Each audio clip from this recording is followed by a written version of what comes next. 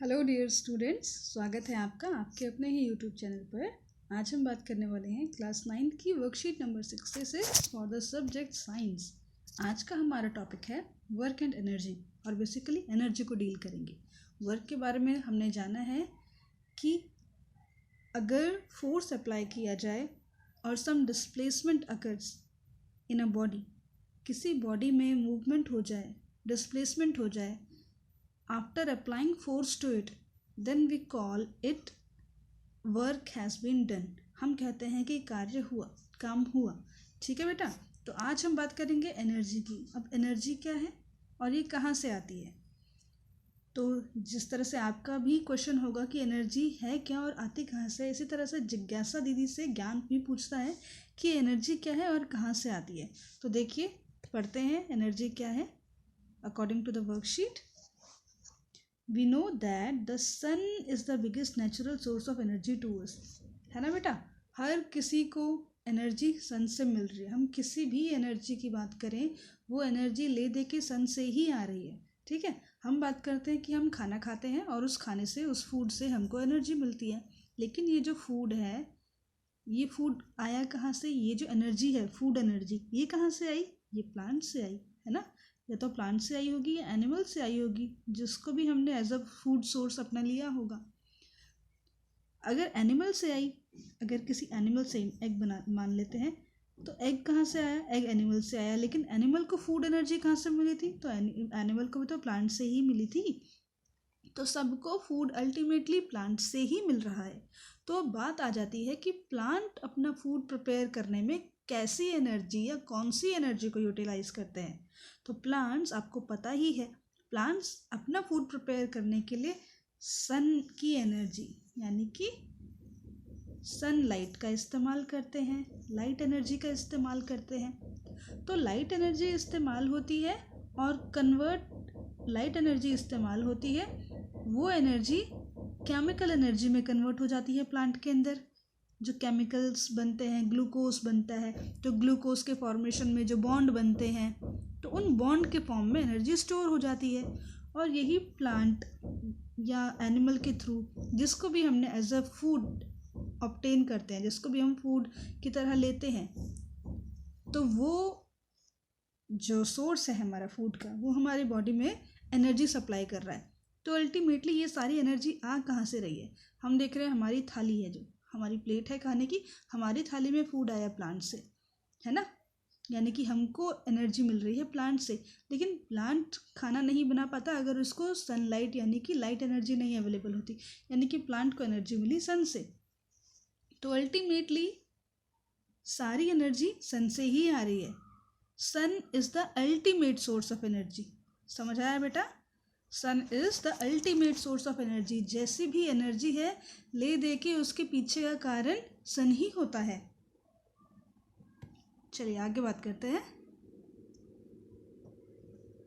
We can also get energy from the nuclei of atom.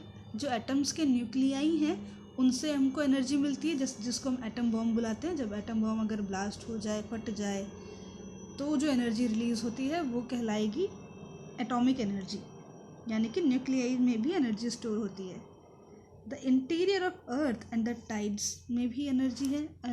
अर्थ के interior में, tides में, लो tides, high tides जो आते हैं। But in science we give energy a definite and precise meaning. ये सब energy तो है, लेकिन हम जब एनर्जी की बात करेंगे तो कुछ डेफिनेट स्टेटमेंट हम पुट करेंगे। तो वो क्या होगा? जैसे a fast moving cricket ball hits a stationary wicket, then the wicket is thrown away. Why? जब हम देखते हैं कि एक बहुत तेज़ मूव करती हुई क्रिकेट बॉल विकेट्स पे अटैक करती है, तो जो विकेट हैं वो दूर भाग जाते हैं। इसका क्या रीज़न हुआ? ये आप सोचिए, क्या रीज़न हो सकता है? देखिए यहाँ पे दिया हुआ, ये जो बॉल है बहुत, इस पर वर्क किया गया है ना, ये मोशन में आ गई, इस पर फोर्स लगा और ये मोशन पे आ गई, मोशन में आ गई। जिस ऑब्जेक्ट पर वर्क करा जाता है उसको कुछ एनर्जी सप्लाई की गई, यानी कि इस बॉल ने कुछ एनर्जी अटेन कर ली थी, कुछ एनर्जी मिल गई थी इस बॉल को, ये बॉल को कुछ एनर्जी मिल गई। और जब ये बॉल टकराई विकेट से, तो इसके अंदर की जो स्टोर्ड एनर्जी थी, जो एनर्जी भर के ये अपने अंदर लेकर आ रही थी, वो एनर्जी मिल गई विकेट्स को। अब वो एनर्जी अगर विकेट्स को मिल गई तो विकेट रुकी थोड़ी ना रहेंगी, वो मूव करेंगी, वो भागेंगी। जब कोई चीज़ के पास एनर्जी आती है तो वो स्टेशनरी नहीं रहता, उसमें मूवमेंट शुरू हो जाता है ना बेटा। वो वाइब्रेट कर सकता है, अगर ज़्यादा स्पेस नहीं है तो वो वाइब्रेट करेगा, वाइब्रेट नहीं कर सकता, उसके पास ज़्यादा स्पेस है तो वो मूव कर सकता है, उसमें मोशन देखा जा सकता है, दूर तक जाके गिर सकता है। तो सेम यही यहाँ पर भी हुआ, बॉल के पास जो एनर्जी थी वो एनर्जी विकेट्स में सप्लाई हो गई और एनर्जी गेन करके जो विकेट्स हैं वो मूव हो गई। तो हमने क्या देखा, यहाँ पे एनर्जी का ट्रांसफ़र हुआ from the ball to the wickets. चलिए एक और एग्जाम्पल है कि when a hammer, a raised hammer, when falls on a nail placed on a piece of wood, it drives the nail into the wall। हम देखते हैं ना, कील जब हम ठोक रहे होते हैं, कील गाड़ रहे होते हैं, तो जैसे एक वुडन ब्लॉक के ऊपर हमने कील लगा दिया, नेल लगा दिया, और जब इसको हम हैमर से मारेंगे, जब हम इस पर हैमर मारेंगे तो हम देखते हैं जो कील है वो अंदर चली जाएगी, वुडन ब्लॉक के अंदर घुस जाएगी। ऐसा क्यों हुआ? सेम रीज़न है, हमने एनर्जी अप्लाई किया हैमर पर और हैमर ने एनर्जी सप्लाई कर दिया नेल को, तो एनर्जी लेने के बाद जो नेल है वो आगे मूव करेगी। Similarly when a balloon is filled with air and we press it, we find a change in its position. हमने बलून को प्रेस किया, हमने एनर्जी लगाया, अब बलून में भी एनर्जी हुआ, एनर्जी बलून को मिला, तो एनर्जी मिलने के बाद जो अंदर के जो मॉलिक्यूल्स हैं गैस के, वो मूव करने लगेंगे। हम जब प्रेशर लगा रहे हैं बलून की वॉल्स पर, तो एनर्जी मिलने के बाद जो हमारा बलून है वो डिफॉर्म हो जाएगा। ठीक है बच्चे, चलिए आगे है। In all of the above the objects through different means acquired the capability to work. हमने देखा हर तीनों एग्जाम्पल में जो भी ऑब्जेक्ट है हमारा, उसको एनर्जी सप्लाई हुई, और जब उसको एनर्जी सप्लाई हुई तो उसने एज अ रिजल्ट कुछ वर्क किया। So an object having the capability to do work is said to possess energy. अगर किसी ऑब्जेक्ट के पास काम करने की कैपेसिटी है, यानी कि हम देख रहे हैं कि ये ऑब्जेक्ट काम कर रहा है या ये ऑब्जेक्ट काम कर सकता है, तो हम बोलेंगे that this object is possessing some sort of energy. इसके पास थोड़ा किसी तरह की एनर्जी है। ठीक है बच्चे, the object which does the work loses energy. अब जो ऑब्जेक्ट काम करेगा वो तो अपनी एनर्जी लूज कर देगा, and the object on which the work is done gains energy. और जिस ऑब्जेक्ट पर काम किया गया है वो एनर्जी प्राप्त कर लेगा। जैसे इस बॉल के केस में हमने देखा था, बॉल को एनर्जी मिली लेकिन बॉल ने हिट कर दिया विकेट्स को। जब बॉल विकेट्स को हिट करेगी तो बॉल ने अपनी एनर्जी सप्लाई कर दी विकेट्स को। बॉल ने काम किया ना विकेट्स पर, बॉल ने उनको अटैक करने का, हिट करने का काम किया। तो जब बॉल ने हिट किया विकेट्स को तो बॉल की energy got transferred into the wickets. तो इस तरह से हम देखते हैं कि the body which is doing work will lose energy and the body on which work is getting done will gain energy. ठीक है बच्चे, देखिए in science energy is the quantitative property. हम देखते हैं एनर्जी एक क्वांटिटेटिव प्रॉपर्टी है। हम एनर्जी को क्वांटिटी में बात करते हैं कि कितना energy, that must be transferred to an object in order to perform work on or to heat the object। तो एनर्जी वो क्वांटिटी है जो ऑब्जेक्ट को रिक्वायर्ड है कुछ काम करने के लिए।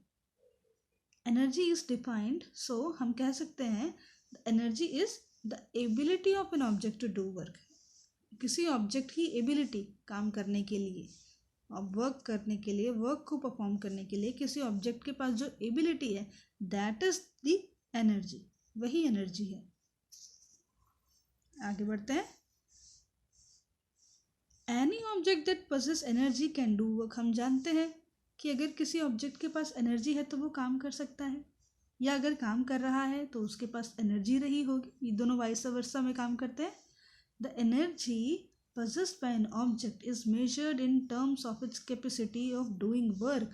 अब क्योंकि दोनों डायरेक्टली रिलेटेड हैं, जितना काम उतनी एनर्जी, या जितनी एनर्जी उतना काम, तो डायरेक्टली रिलेटेड हो गए। तो इसी तरह जो हमारा वर्क का यूनिट होता है जूल, हमारा वर्क का यूनिट होता है जूल, उसी तरह एनर्जी का भी यूनिट हो गया जूल। ठीक है बच्चे, वर्क क्योंकि वर्क और एनर्जी डायरेक्टली रिलेटेड हैं, इसीलिए वर्क और एनर्जी दोनों का ही यूनिट हो गया जूल। तो ऐसा unit of energy is therefore the same as that of the work, joule या फिर न्यूटन मीटर और केजी मीटर स्क्वायर पर सेकेंड स्क्वायर। चलिए अभी बताएंगे आपको कि ये कैसे आया। अब एक जूल क्या होता है, जैसे हमने वहाँ पर बात करी थी, एक जूल क्या है, एक joule is the energy required to do 1 joule of work. एक जूल एनर्जी क्या है, व्हाट इज 1 जूल। 1 जूल हमने वर्क डन में बात करी थी कि अगर हमने बात करी थी ना कि W is equals to F S होता है, F मल्टीप्लाई एस, और इन दोनों का प्रोडक्ट अगर हमको 1 चाहिए, 1 कैसे आएगा, जब ये दोनों 1 होंगे, F भी 1 होगा और S भी 1 होगा, यानी कि 1 न्यूटन का फोर्स अप्लाई किया गया 1 मीटर के डिस्प्लेसमेंट के लिए, तो हम बोलेंगे कि 1 joule of work has been done. लेकिन यहाँ पे हम एनर्जी की बात करें तो 1 जूल एनर्जी क्या हुई, 1 जूल एनर्जी वो है जो रिक्वायर्ड है 1 जूल वर्क करवाने के लिए, है ना बच्चे। तो sometimes we use a larger unit of energy called the kilo joule. अगर हम बहुत बड़ी एनर्जी की बात कर रहे हैं तो हम जूल में काउंट करते रहेंगे तो बहुत बड़ा नंबर हो जाएगा, जो कि इनकन्वीनियंट सा होगा। तो इससे बढ़िया हम क्यों ना कुछ लार्जर यूनिट में ऐसी एनर्जी की बात करें। तो हम ऐसी कंडीशंस में जहाँ हम लार्ज यूनिट ऑफ एनर्जी चाहते हैं, लार्ज अमाउंट में एनर्जी है और लार्ज उसके लिए लार्जर यूनिट ही हमें रिक्वायर्ड होता है, तो वहाँ पर हम किलो जूल का इस्तेमाल करते हैं। अब किलो लग गया टर्म, तो किलो जूल में कितना जूल होना चाहिए, 1000 जूल निकल के आ जाएंगे। तो 1 kilo joule will be equal to 1000 joules. अब फॉर्म्स ऑफ एनर्जी क्या क्या है, एनर्जी कई फॉर्म्स में अवेलेबल है हमारे आसपास, जिनमें से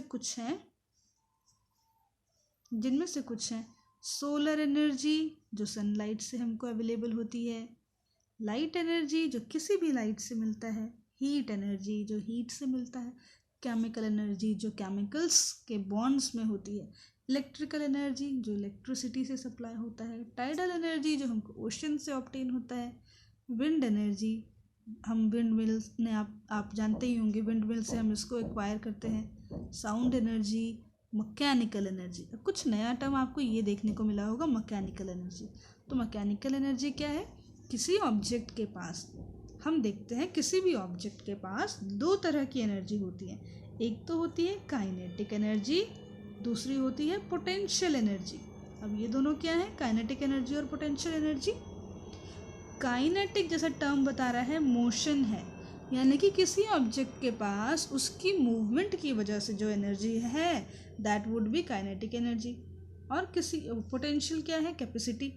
तो किसी ऑब्जेक्ट के पास उसकी जो कैपेसिटी है, कैपेसिटी कहाँ से आई कि वो किस लोकेशन पर बैठा हुआ है, किस हाइट पर बैठा हुआ है, किस स्टेट में है, यानी कि किस फॉर्म में है, किस शेप में है, इन सब चीज़ों की वजह से ऑब्जेक्ट की कैपेसिटी तैयार हो जाती है, यानी कि पोटेंशियल सेटअप हो जाता है। तो वो वाली एनर्जी जो ऑब्जेक्ट के पास उसकी पोजीशन की वजह से है, उसकी फॉर्म, स्ट्रक्चर, शेप की वजह से है, उस एनर्जी को बोलते हैं पोटेंशियल एनर्जी। तो हर ऑब्जेक्ट के पास ये दोनों तरह की एनर्जी अवेलेबल होती हैं, एक कोई ज़्यादा कोई कम हो सकती है। और अगर इन दोनों का हम टोटल कर दें, पोटेंशियल एनर्जी और काइनेटिक एनर्जी का टोटल कर दें, तो हमको मिल जाएगी मैकेनिकल एनर्जी। यानी कि objects have mechanical energy which is a combination of potential energy and kinetic energy. Mechanical energy of an object remains constant. Mechanical energy किसी भी ऑब्जेक्ट का हमेशा कांस्टेंट रहता है, न कम होता है न ज़्यादा होता है। ठीक है बेटा, इस वर्कशीट में हम इतनी ही बात करेंगे। मैकेनिकल एनर्जी और पोटेंशियल एनर्जी, काइनेटिक एनर्जी हमारी नेक्स्ट वर्कशीट में आएगा, तो डिटेल से मैं आपको वहाँ बताऊँगी। यहाँ बात कर लेंगे पहले ही, तो आपको इसको शायद ग्रैब करना थोड़ा सा मुश्किल हो जाएगा, तो वहाँ चीज़ों को रिलेट करते हुए आगे बढ़ेंगे। अभी आप इतना जान लें कि मैकेनिकल एनर्जी क्या होती है। हर ऑब्जेक्ट के पास जो एनर्जी है, हम उसका जब सम टोटल की बात करते हैं तो वो मैकेनिकल एनर्जी होती है। और सम टोटल में कौन कौन सी एनर्जी इंक्लूड होती है, kinetic energy and potential energy, यानी कि sum total of potential energy and kinetic energy gives mechanical energy of an object या ऑफ एनी बॉडी। ठीक है बच्चे, तो आई होप आपको आज का वीडियो समझ आया होगा। अगर आपका कोई भी डाउट है तो आप मुझसे पूछ सकते हैं।